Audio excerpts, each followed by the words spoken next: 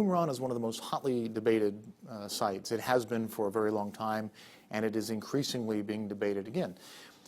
There was originally a Qumran-Essene hypothesis, which very simply put is that the Essenes wrote the Dead Sea Scrolls and built Qumran. And so the Essenes are responsible for the Dead Sea Scrolls, and they built Qumran, and they wrote them there. This theory has rightly come under attack over the past, since it first was originated 50, 60 years ago. But the idea now is that there is something there. There's a structure there.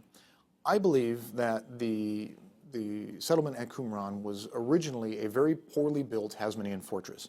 They chose the site because there had already been a previous attempt to harness water to bring that down to the site. There was an Iron Age settlement on the plateau there. They tried to build a little fortlet, a small watch station that could look at the northwest shore of the Dead Sea. And then if anything happened, they could run up into the Bekaa, up into the hills above, and go, get help.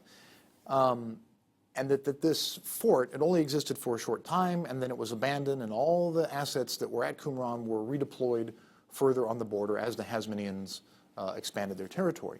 So that means Qumran was left behind, and others came in and settled it and then began to expand it. I think it's worth noting that all of the expansions to Qumran are done in a communal, non-military fashion. What I mean by that is the expanded areas appear to facilitate a group of people, not a large group, but a group of people, public spaces in the sense that there would be multiple people there, not just from the outside, but a lot of people there. So these were communal areas and non-military. What I mean by that is they started knocking holes in these previously defensive walls. And anytime you're adding doors and holes in the walls, you're not interested as much in military defense. You're interested in maybe demarcating a boundary, if you will. So I think that there was a military history to the site, but then it was abandoned, and then that somebody came in and used it for other purposes. Now the big question is, who was that and what were they doing there? We obviously have evidence that they were making pottery there. There's an entire installation there for the creation of pottery, and there are many scholars who acknowledge, even scholars who think that the Essenes were there, that they made their own pottery. But there's others who say, no, they weren't Essenes, it was a pottery manufacturing facility. Others would say it was a tannery.